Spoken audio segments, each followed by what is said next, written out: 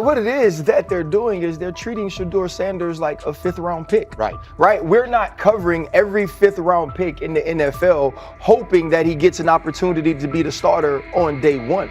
We felt like, oh my goodness, they got a diamond in the rough. Shedeur Sanders fell to the 5th round. They felt like they evaluated him there, and that's where they picked him. And they're playing the guy that they picked in the 3rd round over him because they evaluate him at a higher level than what they do Shedeur Sanders. And I get it. The Cleveland Browns are once again creating problems of their own. Their latest misstep centers on Shedeur Sanders. Ryan Clark and Dan Orlovsky have both noted that Cleveland is repeating the same mistakes. The team spent valuable draft capital and is now undermining that investment. This reflects a persistent issue in the organization's decision-making. It's not just a football decision, it's a pattern of self-inflicted setbacks. Habits and some of the traits that we saw show up in college were very prevalent this past weekend against the Rams. Holding onto the football, catching the snap and not reading the defense, kind of evaluating what the defensive line is doing, and then trying to see if you can go make a play, and that's the concern. Okay, it's 1st and 10. They want a play-action double move at the bottom of the screen. The route doesn't win, and then the protection breaks down a little bit. You're taught as a young quarterback, protection breaks down, find the closest check down. It's right there, it's 1st and 10. He gets to like the 4th part of the... The Cleveland Browns have long carried a reputation for instability. Even when it appears they are turning a corner, the organization finds a way to create new problems. Momentum gives way to questionable decisions and progress stalls. The latest situation centers on Shedeur Sanders. It highlights recurring issues in leadership, planning, and execution. Instead of establishing a clear path forward, Cleveland risks undermining its own investment. There's a lot of players who feel like they should have been picked at a certain spot, should have been viewed in a certain way. But when you get on these teams, it's about developing the team, not doing what's individually best for a certain player. And that's what Kevin Stefanski has to do. And I get it. We want to say all the reasons why what's happening to him isn't right. But maybe we aren't right on the way that not only the entire NFL viewed him, but now the Cleveland Browns view him as well. Shedeur Sanders was not brought in to be a placeholder or a scapegoat. He is expected to be the long-term solution, a high-upside quarterback with the tools, poise, and Sanders' pedigree to elevate the roster. The focus should be on developing him and positioning him to lead the team forward. They sabotaged it. They rigged it against him today, putting him in with 3rd and 4th stringers, 5th stringers. You got no shot at quarterback. They threw him in because they didn't want him to make any more splash and put any more heat on Stefanski. It's a desperate, dangerous situation in which he's got no shot, man. He's throwing to Sal freaking Canella. What? But he got sacked 5 times because he's hanging on the ball trying to make a play, and nobody can separate. Then it comes down to a couple of minutes are left, and Shedeur tries to go on the field, and Stefanski puts Tyler Huntley in place of him. Excruciating to watch. Shedeur Sanders brings accuracy at all levels, steady leadership, and the kind of composure that comes from handling pressure. Fans were energized, and the league was paying attention. For once, Cleveland had a credible source of hope at quarterback, then the familiar pattern returned. Instead of committing to a clear development plan, first-team reps, stable direction, and a defined timeline, the Browns introduced uncertainty and slowed his progress. Rather than building around him and giving Shedeur a direct path to lead, they split priorities and sent mixed signals. The result is momentum stalled at the very point it should be accelerating. I also can't blame anybody who says, I don't necessarily trust this coaching staff to develop a quarterback or to evaluate the quarterback position. They've made some really oddball decisions at this position over the last several years, and I don't blame anybody for questioning, do these guys actually know what they're doing? I don't think that's unfair at all. The thing I would say is that they're desperate. They're very desperate. Like the entire organization is desperate. And if you really think they're going back to the coaches' offices and all getting around the table after session. This wasn't about scheme or play design. It was a pattern of mismanaging a young quarterback. From the start, the signs were clear. Shedeur Sanders arrived at camp without priority first-team reps or the confidence-building snaps a rookie need. Instead of a defined development plan, he was asked to compete from behind, treated like a depth option rather than a long-term starter. The message was, earn it later rather than build it now. When game action came, he was put on the field with limited preparation. Protection was inconsistent, and the play calling did little to ease his transition, more a stress test than a structured debut. The approach emphasized survival over progression, creating conditions where mistakes were likely and growth was harder to achieve. Analysts Ryan Clark and Dan Orlovsky highlighted the same points. The issues reflected organizational organizational choices, not a shortfall in Sanders' ability. This was not a rookie collapsing under pressure. It was a franchise failing to provide the support, reps, and clarity required for a first-year quarterback to succeed. Shedeur moves slowly, kind of trying to see what's going on, and then that creates that sack fumble. So a lot of the stuff that we just saw in college is a big deal. This ball gets snapped at the 48-yard line. Defense has won the rep. Play is dead. Throw the ball away. Yep. It's first down. But instead we run and it's a 2.5, 3-yard loss. So instead of being 2nd and 10, we're 2nd and 13. We're dead. Again, here's the opportunity to throw the juke route. Hold, scramble. So some of those things that I was and others were concerned about on the college tape showed itself again. This is not the end of the world, though. This is part of his development. Cleveland managed to take a highly promising rookie and within weeks put him in a position where he looked unprepared. Ryan Clark called out the core issue. A first-year quarterback cannot succeed without protection, clear situations, and a controlled environment. Dan Orlovsky added that when a young quarterback isn't given structure, support, or coherent schemes, you're not evaluating ability, you're manufacturing failure. That's what happened to Shedeur Sanders. Browns fans weren't just disappointed with the results, they were alarmed by the process. This is a fan base familiar with quarterback missteps, yet even they recognize the pattern. A talented prospect subjected to poor planning and inconsistent guidance. After one preseason setback, the conversation shifted toward maybe Shedeur isn't ready instead of examining coaching, play design, and preparation. The reality is clear. The question isn't whether Sanders is ready, it's whether the Browns were prepared to develop and support him. Well, that would be a nice exit strategy because he would come up as doing Shedeur a favor. Like one's got to go, right? One's got to go. See, to clear this thing up. At some point, but I'm sorry, I know they don't care. If they were to trade Shedeur Sanders now after that preseason performance and he would go on to be good. The organization has cycled through quarterbacks for years, and the pattern is unchanged. Blame the player, protect the system, and repeat the same mistakes. Fans are split. Some argue Shedeur Sanders needs time and support, while others treat one rough outing as proof he isn't the answer. That division hides the real problem, the Browns' process. This isn't Shedeur failing, it's the team failing Shedeur. Across the league, successful teams create clear development paths. Kansas City brought Patrick Mahomes along behind a veteran and tailored the offense before handing him the job. Houston committed to CJ Stroud, built around his strengths, and let him grow with consistent direction. Smart teams invest, protect, and show belief. Cleveland did the opposite with Shedeur. Uneven reps, inconsistent protection, and unclear plans. Then question the outcome. That's not development, it's organizational mismanagement. These players have played a tremendous amount of football. Right. And I remember last year when Bo Nix came out of Oregon, we talked about all the easy throws Oregon creates. Right. The level of the skill players that are around him. And then we watched Bo Nix acclimate to the NFL game extremely quickly.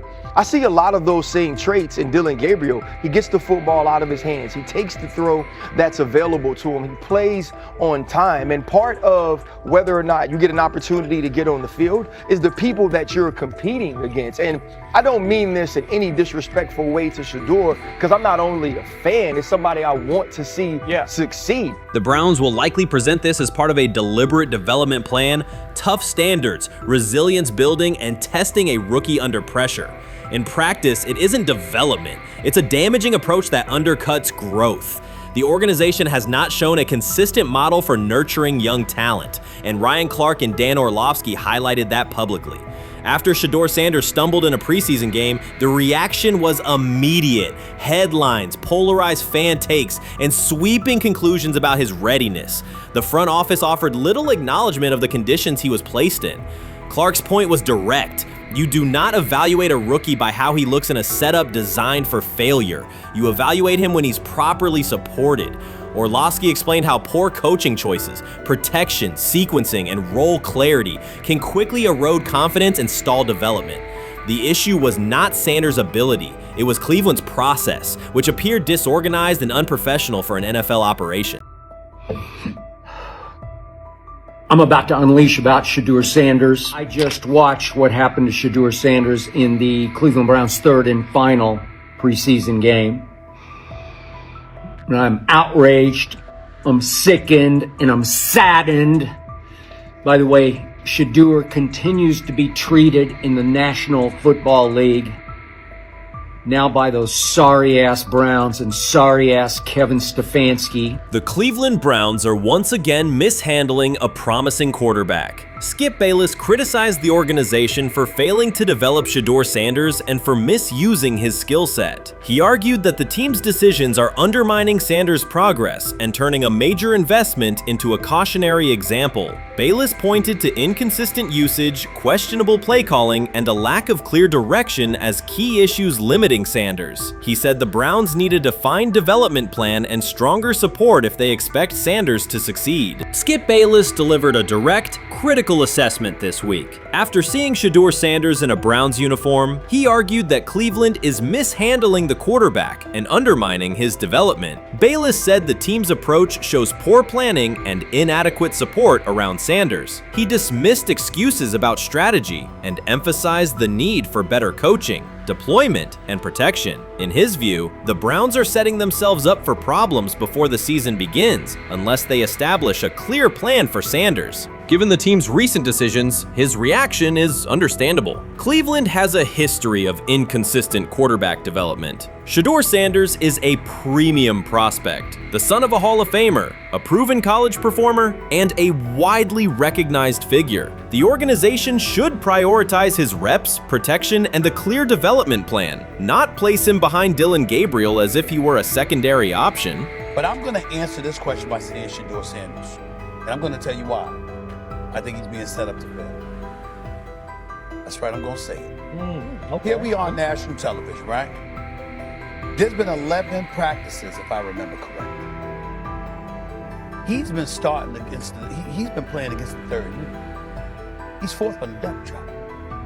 And then suddenly you throw him into the start line, and he hasn't had any reps for the first team at all. Think about that. So you're just going to throw him to the wolves like that, huh? I mean, you know, if he had first team snaps in practice. Yet here we are. Cleveland has one of the most publicized prospects and is handling him like a depth piece. The broader issue is the franchise's long record of quarterback instability and inconsistent development. That history colors every move they make. When the Browns draft a quarterback, fans don't anticipate a long-term answer. They brace for another reset. Shedeur Sanders should be treated as a priority, not as an afterthought behind Dylan Gabriel. Let's give him a chance. Let's give him a chance with the play calling. You know you have an offensive line that isn't playing that well. So what do? Why not just play the short game so he can get the ball out of his hands very fast to run a competent goddamn offense? Outside of that, Shedeur has to be better in understanding that the offensive line that you're working with right now is not adequate. Why not allow the players that are competing for a job, in this instance, Shedeur Sanders, to finish off the 2-minute drill? When Browns fans see another quarterback selected, they brace for another setback. The franchise's recent history, from Johnny Manziel's failed stint to the rocky handling of Baker Mayfield, reflects inconsistent development and short-term decision-making. Against that backdrop, Skip Bayless's reaction to Shedeur Sanders on Cleveland's roster was blunt. He argued the team is already mishandling a premium prospect by treating him as a secondary option instead of a centerpiece for the future. Bayless's position is straightforward. Sanders is not just a name, he brings proven college production, leadership traits, and significant visibility that can strengthen both the offense and the organization's broader profile. Burying him on the depth chart behind Dylan Gabriel signals a lack of a clear development plan and wastes early momentum. Instead, Bayless contends, Cleveland should establish a defined pathway. First-team practice reps, protection and personnel tailored to his strengths, deliberate play calling that accelerates processing, and measured in-game opportunities that build confidence and execution. In his view, the Browns need alignment from the front office to the coaching staff to prioritize Sanders' growth. Continuing to treat him like a depth piece risks repeating the same cycle that has undermined previous quarterbacks. Committing to a coherent plan gives Sanders and the franchise a realistic chance to convert potential into sustained performance. Honestly, guys notice it more when you're out winning games, right? If Cleveland starts off in a bad start, they're not doing well, and all of a sudden Shedeur or Dylan Gabriel are doing well in 7-on-7. They're throwing dimes. In practice drills, the number one defense can't stop them. People take notice of that. And the more that the players see it, they're going to, then the the comments start happening over the lunch table. They start happening throughout the building, and that's when the pressure really will get severe. The Cleveland Browns were focused on resolving their quarterback situation until Jason Kelce made pointed comments that triggered a strong reaction from ownership. The response inside the organization was immediate and intense. What exactly did Kelce say that has the dog pound on edge and the front office under pressure? We've seen that miserable game by the Cleveland Browns. So they throw Joe Flacco in there, and I like Joe Flacco. He did good, but they gave him the resource of all the first team guys. Then they throw Dylan Gabriel in there with first teams and second teams. So Dylan always is getting protected. The same thing again, they gave this scrub max protection on every play. Yeah, he completed some passes, but let's talk about his mistakes. He's still inconsistent with his throws, but he at least had max protection. The Cleveland Browns continue to be defined by inconsistency and avoidable setbacks. Even as fans hoped the organization had turned a corner, Jason Kelce, fresh off retirement, offered a direct critique that reignited doubts about the team's direction. His remarks implied the franchise's structure and decision-making remain unstable and recent progress may not hold. The takeaway for leadership is straightforward. Identify core issues, align on a coherent plan, and execute with discipline. For supporters, it's another sign that the problems run deeper than a single season. They throw Shedeur Sanders in there with the lowest cab drivers you couldn't even get on 5th Street. And I'm pissed off, bro, because the play calling was abysmal. Look, even if you don't like Shedeur didn't even get a chance to be trash. Even if you think Shedeur is garbage, he didn't even get a chance to be garbage. That's how awful the offensive line was. Kevin Stefanski still doesn't want to give Shedeur second strings and first strings reps. Why is that? Browns ownership's response shifted from measured to urgent. The pattern is familiar in Cleveland. The team once treated Johnny Manziel as a franchise solution, retained Hugh Jackson for a second year despite results, and invested heavily in Deshaun Watson through a costly trade and contract. These decisions reflect aggressive but poorly aligned planning. The outcome has been continued instability instead of sustained progress. That this was the guy that they wanted to start. He's seasoned, he's experienced, he still has a big-time arm, even at his age, and they open with the Cincinnati Bengals. They wanted that experienced guy. He was always going to be the guy. They were not going to start Dylan Gabriel or Shedeur Sanders in week 1. Kenny Pickett had a hamstring injury. It makes it easy to go with Joe Flacco. And the question isn't and wasn't going to be who's the starter in Cleveland. The question is, who's going to be the backup in Cleveland? Who's going to be the number 2 quarterback when they open the season against these Bengals? Fans still show up season after season, expecting improvement and bracing for setbacks. The usual pattern has been early optimism followed by a gradual collapse. But last season was different. For a sustained stretch, the Browns looked organized and competitive, resembling a functioning team. Couple days, 3 days until roster cutdowns. How do you feel about that? Do you feel like you belong here on this team? Obviously, I think overall as a player, I feel like I put in the work. I feel like everything I do, I try to do it to my best, and that's all I ask for. So I feel like everybody feels like, they should be on the team, and if you ask anybody on the team, would they feel like they belong, in their own eyes. So I feel like I do, but I'm my own player, I think about myself in a high regard. The front office entered the offseason confident. Kevin Stefanski was being praised and the Dog Pound believed the team had made real progress. Then Jason Kelce delivered a pointed assessment that cut through the optimism. Fresh into retirement, the former Eagles All-Pro and Super Bowl champion said Cleveland still looks like a team patching over issues rather than building a durable contender. Kelce's view was direct. The Browns' structure is fragile, and the roster is too dependent on perfect health at quarterback. He argued the team is one injury away from losing continuity and sliding backward. Because Kelce has operated inside a stable, championship-level organization, his comments carried weight with players, media, and fans. The reaction was immediate. People took his critique seriously, not as outside noise, but as an informed evaluation of how a successful team should be built. Ownership also felt the impact. Jimmy Haslam's response shifted to urgency, a sign that leadership recognizes the stakes. The criticism arrives in the context of prior high-risk decisions, especially the fully guaranteed $230 million commitment tied to Deshaun Watson. Watson has missed time and shown inconsistency when available, and the contract has constrained flexibility. Kelce's remarks highlight why depth, alignment between the front office and coaching staff, and a clear contingency plan at quarterback are non-negotiable. The takeaway is straightforward. Cleveland must convert last season's progress into a stable framework, protect the quarterback, deepen critical positions, and establish a plan that survives injuries and short-term setbacks. Without that, the games that fueled optimism will remain temporary.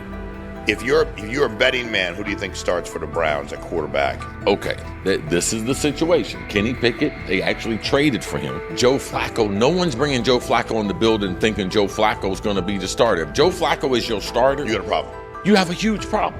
And if they were saying Shedeur was the starter as the 5th rounder, you got a real problem too, because he passed over all these guys in these reps in the offseason in shorts, in bikini shorts, Speedos and stuff. Like, no. That kind of stuff. So I'm not that surprised. When you put down a 3rd round pick on a quarterback, you do believe he has a certain skill set. Jason Kelce stated the obvious. Cleveland committed to a quarterback who hasn't played at an elite level in years, and Joe Flacco's playoff run didn't change the long-term outlook. Ownership appeared more upset that the criticism was public than by the substance of the critique. Many fans agreed. They've seen this pattern before. Rosters age, injuries are inevitable, and when a single contract dominates the cap, one setback at quarterback can undermine the entire season. Kelce's broader point was about structure. The Browns prioritized the high-cost, uncertain starter over depth and contingency. The late-season surge masked issues that remain: limited cap flexibility, thin depth at key positions, and an offense that lacks a credible Plan B. Fans recognize how quickly a strong defense can decline with injuries, and how an offense without redundancy stalls. The AFC North raises the stakes. Baltimore with Lamar Jackson sustains a top standard. Cincinnati with Joe Burrow returns to contention when healthy. Pittsburgh rarely slips below .500 under Mike Tomlin and wins with defense and consistency. In that environment, Cleveland can't rely on perfect health or peak form from one player. The path forward is clear. Diversify cap allocation, reinforce the offensive line and receiver depth, carry a legitimate backup plan at quarterback, and install a scheme that functions regardless of who is under center. Given what we saw yesterday with Shedeur Sanders, somebody on the Cleveland Browns is 100% getting fired, probably by the end of this year. The person who's probably going to end up getting fired is Kevin Stefanski, because I know that he didn't want Shedeur Sanders on the team. It was Andrew Berry who made that pick. You can't really go against your GM. Bad things happen in this situation. But Shedeur Sanders is not without fault for what we saw yesterday. This is the play that we saw yesterday that has the internet just exploding, where Shedeur Sanders took like a 24-yard sack.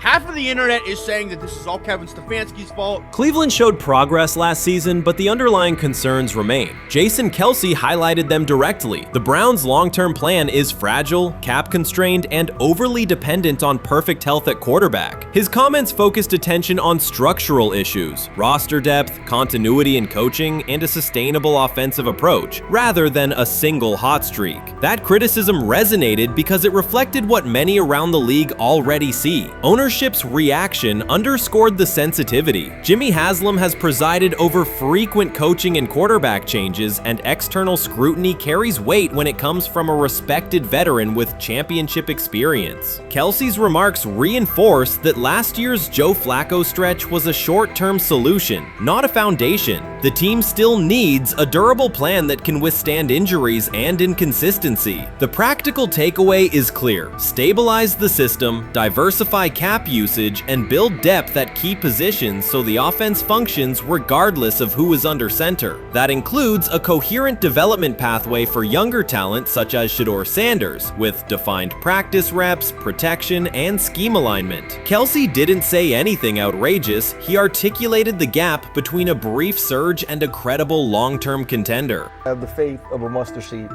Right, because this is the greatest resurrection since Jesus the Christ. Right, like at some point, Joe Flacco was thinking about getting into TV. Yeah. Right, Joe Flacco didn't have a job, and then now you not only come back and start for the Cleveland Browns late in the 2023 season, but they came back around to you. You're now the day one starter for a franchise that just 2 years ago was in the playoffs. The Browns quarterback situation remains unsettled. Deshaun Watson was expected to be the long-term answer, but injuries and inconsistent play have prevented him from reaching an elite level. When the team turned to Joe Flacco after Watson's season deteriorated, Flacco immediately lifted the offense and produced results that highlighted the gap between expectations and reality. That a 39-year-old late addition could outperform a $230 million starter was not just a short-term surprise, it raised fundamental questions about roster construction and evaluation. Quarterback depth has been fragile, and the late-season surge masked broader structural problems. Jason Kelce's remarks made that clear. Cleveland is vulnerable if the starter is unavailable, cap flexibility is limited, and the offensive plan lacks a stable contingency. His critique drew attention to leadership and planning as much as on-field performance. Jimmy Haslam's strong reaction reflects the pressure on ownership.